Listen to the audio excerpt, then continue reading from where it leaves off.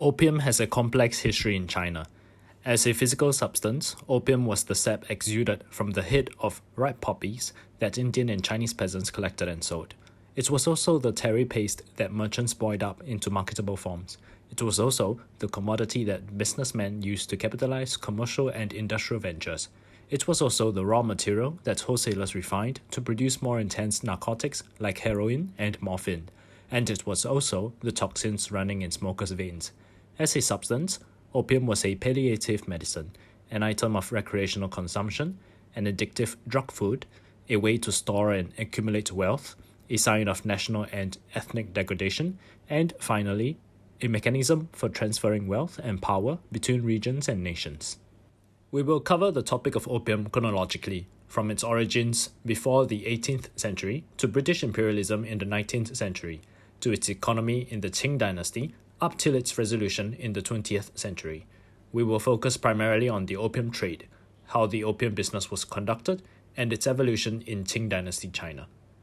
The growth of opium smoking followed closely the growth of tobacco smoking in China. Tobacco arrived in East Asia in the 1500s, carried by European ships sailing from the Americas. Unlike coffee or chocolate, tobacco smoking caught on quickly in China, as smoke was associated with positive connotations in Chinese religion.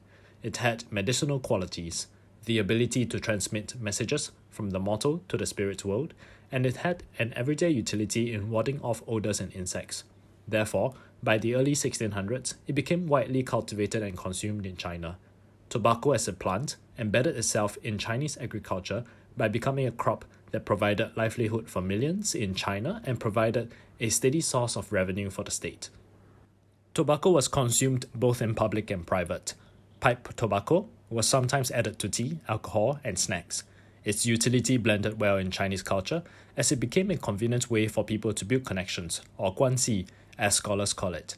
It would set an important precedent for the Chinese to adopt opium smoking. Opium was first carried to China by Muslim traders from West Asia, but opium as an object of recreational consumption begins in Southeast Asia. Opium arrived in China at the southern coast as part of the wider maritime trade in the South China Sea involving tea, rice, and cotton. It was first mixed with tobacco and consumed by the Chinese in Southeast Asia. This Chinese diaspora, who worked in Southeast Asia, enjoyed eating and smoking opium and would reintroduce opium smoking to the Chinese scholar elite back on the mainland. Opium's entry was smooth, as the trade routes and consumer markets have already been established by tobacco and far-reaching maritime trade networks. Despite smoking being an unfamiliar recreation in China, tobacco acted as a gateway to smoking opium for the masses. Medicinal texts also praised opium for its qualities as an aphrodisiac, assisting its widespread adoption in the sex industry. By 1793, opium smoking accompanied by sex on pleasure boats was well established in Canton. Scholar officials who frequent these brothels wrote extensively on the pleasures of opium and set consumption trends for the masses. This period was also a time of leisure and commercialization of the Qing economy, and therefore opium fitted seamlessly with the existing patterns of Chinese relaxation and recreation. Up to the early 1800s, opium was still an expensive foreign commodity and largely confined to men in the southern coastal regions and the Chinese governing elite. Opium trade was conducted by rural dealers from the coastal provinces. The Red Society, for example, connected inland consumers with coastal import markets. It created a hierarchical shareholding enterprise where two founders at the top presided over a small group of investor salesmen who managed teams of transporters and retailers who sold the opium and passed a portion of the profits up to the founders. Despite opium being illegal, these dealers worked closely with government officials to secure safe conditions of distribution and sale. State bureaucrats often ignored the illegal import of opium as they relied on revenue from its sale. During times of turmoil, such as the Taiping Rebellion, dealers found it impossible to supply opium to areas where imperial administration no longer existed, as they could not acquire official approvals of sale from the rebels. This status quo of opium smoking for the governing elite will soon change as trouble was brewing over in India. Before the British, maritime trade in Asia was largely dominated by the Dutch East India Company, the VOC. However, the VOC ceased to be profitable and was dissolved in 1800. This power vacuum was taken over by the British East India Company, who used opium shipments from India to finance tea purchases in Canton. The outbreak of the Napoleonic Wars in the early 1800s also led to a British takeover of Dutch settlements in India, Malacca, Ceylon, South Africa, and temporarily in Indonesia. During the 1820s and 30s, an emergent group of cultivators in Malwa and shippers in Bombay began to challenge the British East India Company's opium monopoly from Calcutta. The competition led to both sides undercutting and taking smaller margins. To maintain profitability, great effort was spent to massively increase opium production. This had ripple effects on the Chinese opium market. The volume of opium imports to China experienced a dramatic increase, and for a few coppers, people could get a pipe full of opium, bringing its reach to both urban dwellers and the poor. Imports of opium rose from several thousand chests per year in the 1820s to 30,000 chests per year in 1830, and finally 40,000 chests per year in 1839 before the commencement of the First Opium War. Evidently, laws were constantly being violated, and difference between legal, illegal, trade and smuggling, narco actions and peaceful commerce were constantly blurred. Two infamous companies, Jardine Matheson and Dent & Company, were the most prolific participants of this trade. Jardine Matheson is still present today in Hong Kong as a publicly listed company.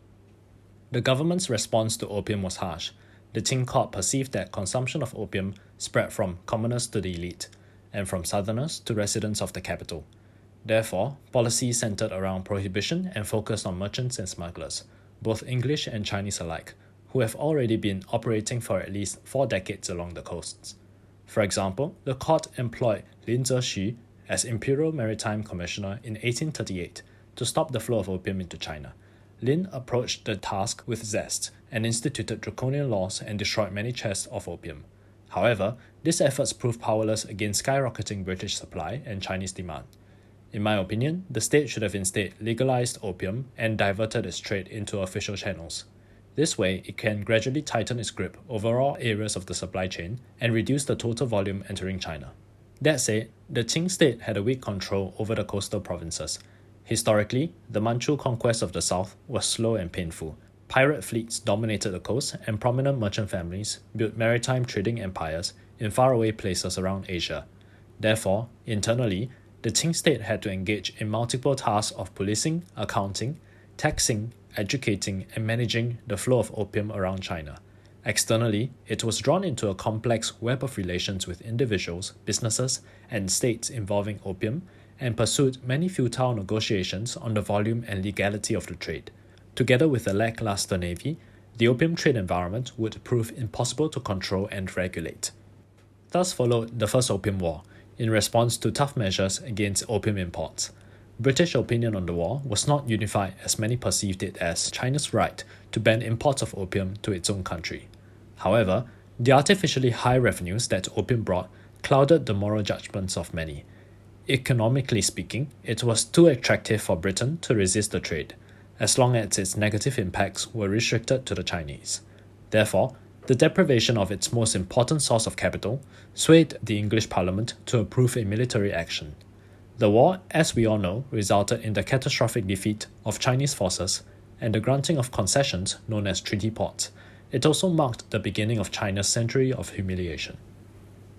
Although the British saw the war as a restoration of trade, the Chinese saw it as an attempt to corrupt the Qing state with opium. Huang Yue, Minister of Ceremony and later Finance during the reign of the Jiaqing Emperor, believed that opium was responsible for China's defeat at the hands of the British. The peace treaties forced China to legalize opium and maintain low tariffs. Opium smoking after the war experienced an increase in consumption and could even be found in remote villages. Commercial establishments for opium smoking and prostitution, called Huayanguan or flower smoke shops, became more commonplace.